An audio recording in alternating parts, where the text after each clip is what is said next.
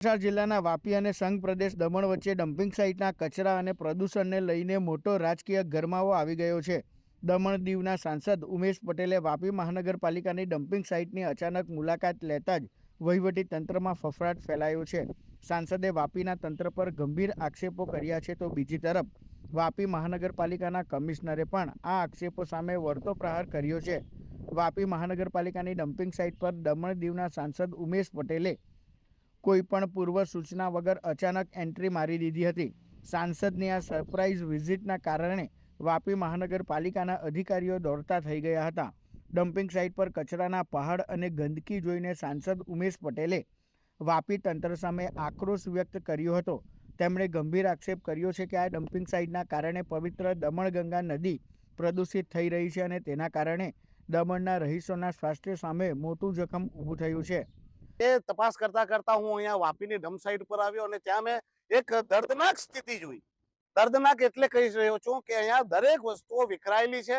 એક પણ મશીનો ચાલતી નથી રિપ્રોસેસ કરવાની, સેગ્રીગેશન કરવાની. અને જ્યારે મેં માણસોને પૂછ્યું ત્યારે એ લોકો કહી રહ્યા છે કે નહીં તો એમ છે કે ચોમાસામાં મશીન ચાલે તેવી સ્થિતિમાં નથી અને મશીનોની હાલત ખરાબ છે. 12-12:30 વાગે એ લોકો કહી રહ્યા છે. પછી ગભરાઈ ગયા તો એમ કહેવા લાગ્યા બધા જમવા ગયા, પણ મશીન જોયું તો બહુ બંધ હાલતમાં હતું. તો કહેવા લાગ્યા કે મેન્ટેનન્સમાં છે, પણ કોઈ મશીન ચાલુ નથી. અને ડમ્પ સાઇટ ઉપર કચરો ભરાઈને હવે ડુંગરની શકલ લઈ ચૂક્યો છે.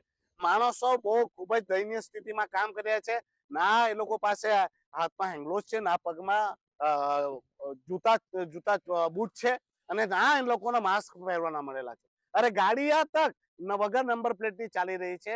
અહીંયા ડમ્પ યાર્ડની પણ એક ઝેરેલું વાતાવરણ ઉત્પન્ન થઈ રહ્યું છે. ઝેરીલી ફેક્ટરી ઊભી થઈ રહી છે, જે વાપીના સાથે સાથે દમણથી લઈને એ વિસ્તારમાં લોકોના મોતનું ફેક્ટરી બનવા જઈ રહી છે.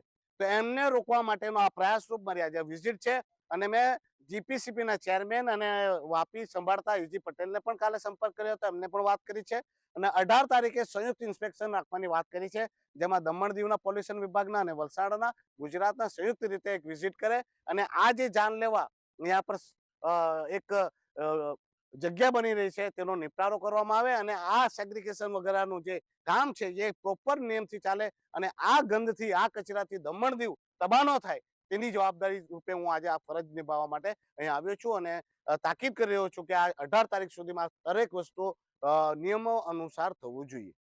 સાંસદ ઉમેશ પટેલના આકરા પ્રહારો બાદ વાપી મહાનગરપાલિકા પણ એક્શનમાં આવી છે.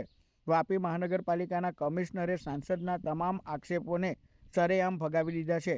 કમિશનરે દાવો કર્યો છે કે વાપીની ડમ્પિંગ સાઇટના કારણે દમણમાં કોઈ જ પ્રદૂષણ ફેલાતું નથી અને નદી પ્રદૂષિત થવાનો આક્ષેપ પાયા વિહોણો છે. સતત અમારો જે સોલિડ વેસ્ટ મેનેજમેન્ટનો પ્લાન છે એ 24 કલાક અમે ચલાવીએ છીએ.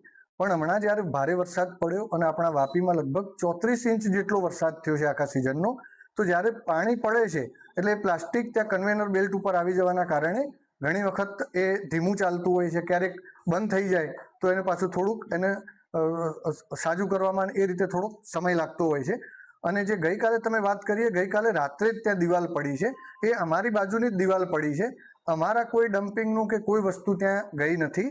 અને અમે હવે એવું નક્કી કર્યું છે કે હમણાં વરસાદ નથી તો અમે લગભગ 15 દિવસમાં આખું એ સાઇટ પણ ક્લિયર કરાવીશું અને જે ટૂંકમાં ઝડપથી સોલિડ વેસ્ટનો આખો ઉકેલ આવે એ રીતે કરીશું. અને દિવાલ પણ અમે આવતીકાલથી જ એને અમે બનાવવાની ચાલુ કરી દઈશું. એટલે કે વીએમસી નું કોઈ પણ પોલ્યુશન દમણમાં જતું? ના, એ નથી જતું.